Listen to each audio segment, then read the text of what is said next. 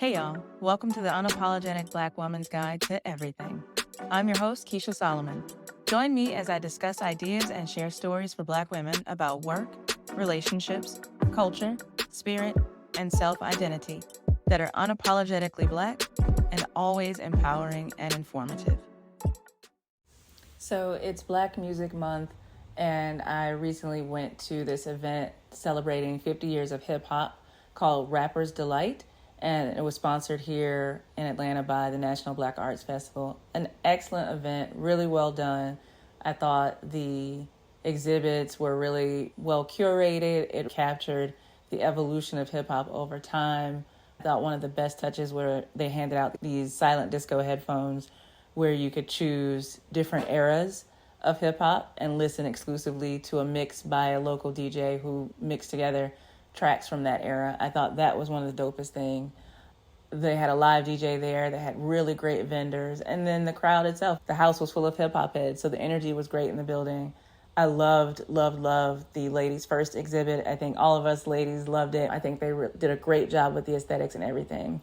I love the fact that they made a lot of the exhibits interactive. So you could take pictures with the exhibits and really sort of enshrine yourself in this moment of hip hop. Also, I really appreciate that NBAF highlighted my coverage of the event on their Instagram. And then it's also Pride Month, which it's not Black Pride. That's a totally different month for a different reason, a different story. We won't get into that. But it is Gay Pride Month here in the U.S. I recently told a story on my IG about how I was influenced by gay men growing up and how much of an impact that had on me, as well as sharing that on a recent work trip, I watched one of my favorite movies of all time, which is a documentary called Paris is Burning.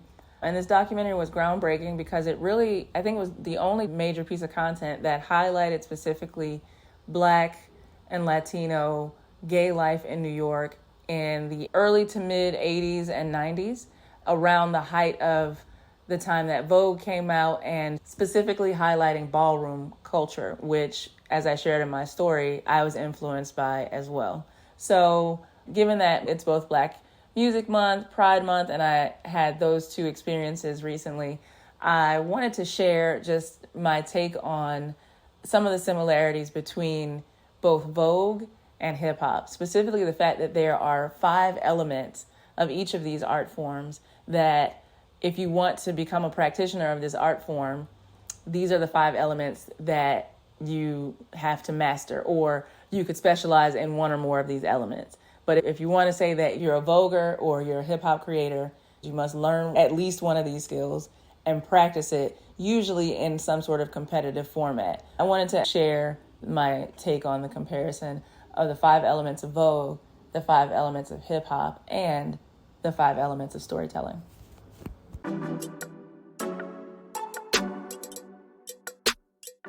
All the best things come in 5, right? You have the 5 elements of hip hop, you have the 5 elements of Vogue, and then you have the 5 skills of storytelling.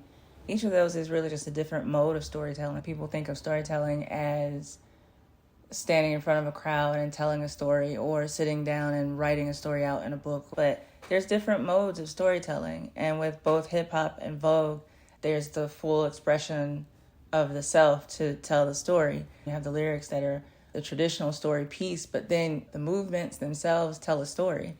Even without the lyrics, you can see the movements are really exaggerated or displayed in a way that they tell a story unto themselves. And then the clothing and the visuals and the looks, they also tell a story. The 3 story elements when you're defining a main character are backstory, identity, and manifesto. And so the backstory for both hip hop and Vogue is like, these are people who are from the streets. Like, these are from the hood. These are Black and Latino youth, gay youth, queer youth from the hood, from, the dregs of society. So the daily life of just them being themselves, being the main character, living out their identity, was a risk because of the environment, because of the mood of the time, because of what was acceptable and not.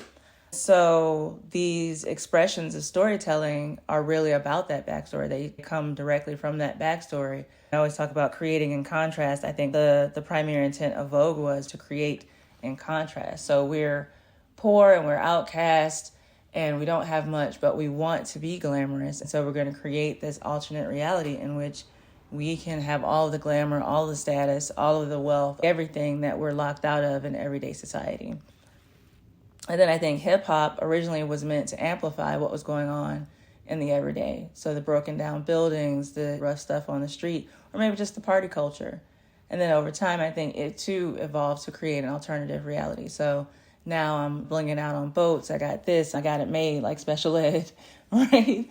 So I think it's coincidental. There's 5 elements of hip hop, 5 elements of Vogue, and 5 skills of storytelling. So the 5 elements of hip hop are, there's the MC, there's the DJ, there's the b-boy, there's the graffiti artist, and the 5th is the beatboxer.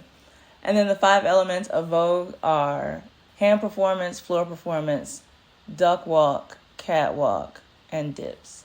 And then the 5 storytelling skills are story awareness, story gathering, story structuring, story extracting, and then the last one is actual storytelling.